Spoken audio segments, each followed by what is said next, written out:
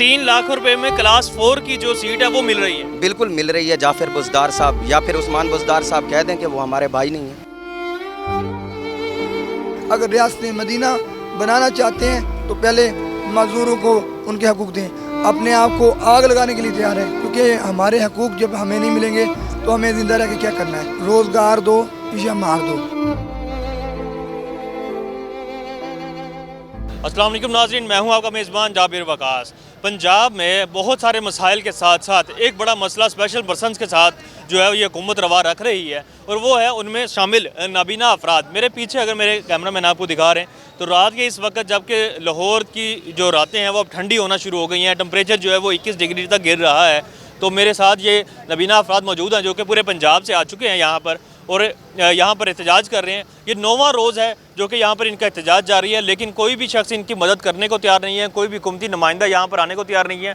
Punjab assembly के बाहर इन्होंने एहतजाज किया जहाँ पर वो लोग बैठते हैं जिन्होंने आवाम के मसाइल हल करने होते हैं, आवाम के वोट के ज़रिए वहाँ पर आते हैं। इसी तरह पंजाब सेक्रेटेरिएट यहाँ पर मौजूद है जहाँ पर इस वक्त इनका एहतजाज जारी है। यहाँ पर वो अफसरान बैठते हैं जिन्होंने पूरे पंजाब के काम करने के लिए जो है वो सिविल सर्वेंट के तौर पे काम जारी रखना होता है। यही आवाम है जिनकी टैक्स का पैसा ये लेते हैं और फिर यहाँ पे काम करते हैं। उसके बावजूद भी ये लोग भी आते हैं, अपनी गाड़ियों में अपना काम करते हैं, एसी वाले कमरों में बैठकर, और यहाँ से रफू चक्कर हो जाते हैं।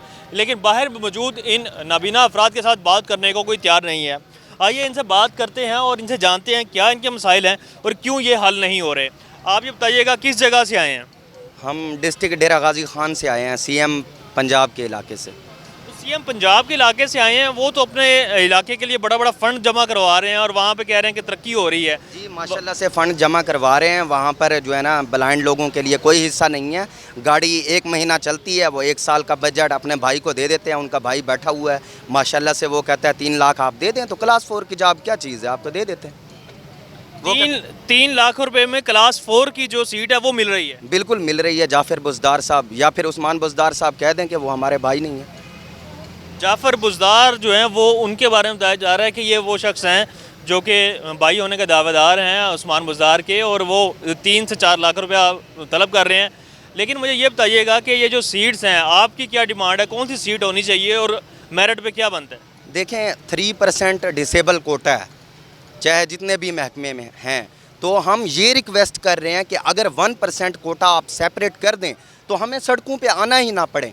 होता ये है जिसका एक नाखून नहीं है, जिसकी एक उंगली नहीं है, उसे डिसेबिलिटी सर्टिफिकेट इशू हो जाती है डॉक्टर्स की तरफ से, और जो है ना वो डिसेबल कोटे पे तैनात हो जाते हैं। और ये कहते हैं ब्लाइंड पर्सन क्या कर सकते हैं। मेरा हुकूमत पाकिस्तान और हुकूमत पंजाब से बिलखसूस सवाल है कि अगर हम कुछ नहीं कर सकते तो पंजाब में स्पेशल एजुकेशन के इदारे कोई 280+ हैं, तो ये किस लिए बनाए गए हैं? या फिर हमें पढ़ाना छोड़ दो, या फिर हाँ अगर आप हमें रोज़गार नहीं दे सकते पढ़ाने के बावजूद भी तो हमें लेटर जारी करो हुकूमत पाकिस्तान PM के, उसके ऊपर साइन हो इमरान अहमद नियाज़ी साहब के कि हम भीख मांग सकें, हमें कोई ना रोके। आप भीख मांगेंगे, लेकिन यहाँ पर तो आपके बहुत सारे ऐसे लोग हैं जो कि MPhil भी हैं, मास्टर किया हुआ है, उनका क्या बनेगा?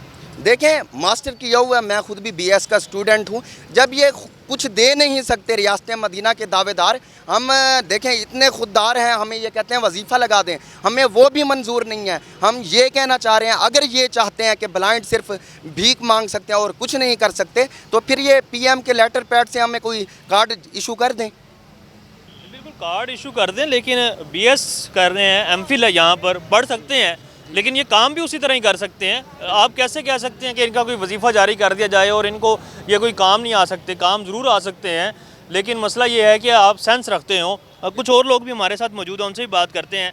आप बताइएगा कि आपका नाम क्या है और कहाँ से आए हैं और क्या मुतालबात है? मेरा नाम अब्दुल शकूर है, मैं प्रेसिडेंट हूँ ब्लाइंड डेली वेजेस यूनियन से, और लाहौर से मेरा ताल्लुक़ है।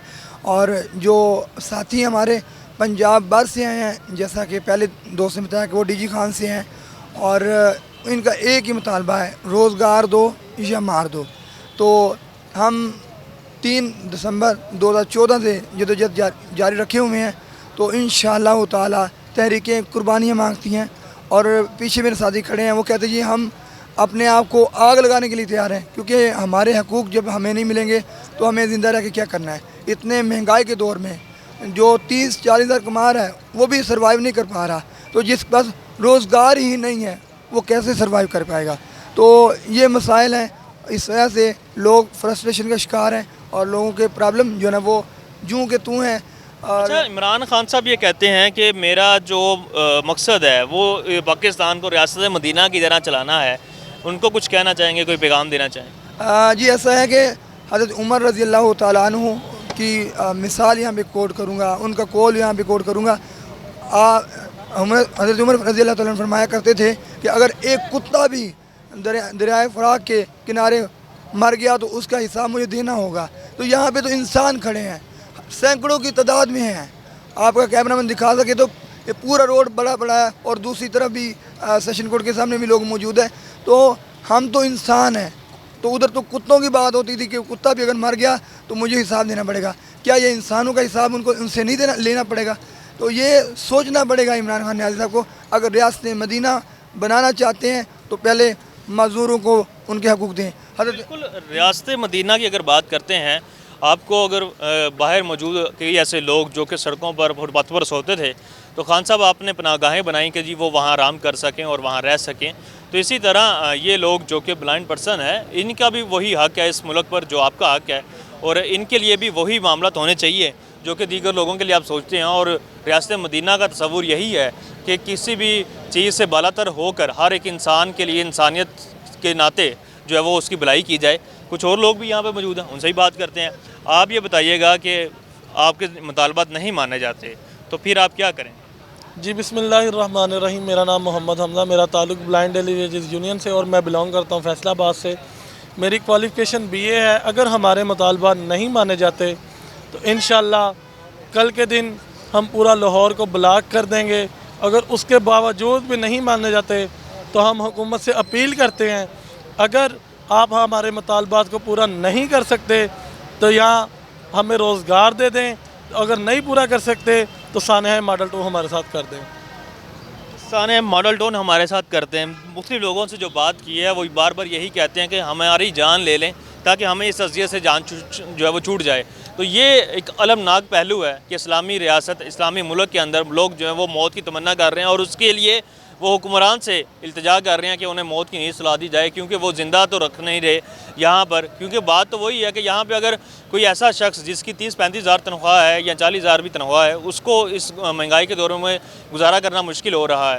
تو یہ لوگ جن کے پاس روزگار ہی نہیں ہے، اور اگر روزگار مل رہا ہے تو 3-4 لاکھ روپے کی رشوت دے کر مل رہا ہے، اور پھر اس کے بعد MPhil اور BA کیے ہوئے لوگوں کو جو ہے وہ کلاس 4 کی سیٹیں آفر کی جاتی ہیں. تو یہ وہ تمام معاملات ہیں جن کے اوپر خان صاحب آپ کو بھی اور آپ کی کابینہ اور وہ لوگ جو کہ ٹی وی پر بیٹھ کر گھنٹوں گھنٹوں جو ہے وہ پریس کانفرنس کرتے ہیں، ان کو سوچنا چاہیے.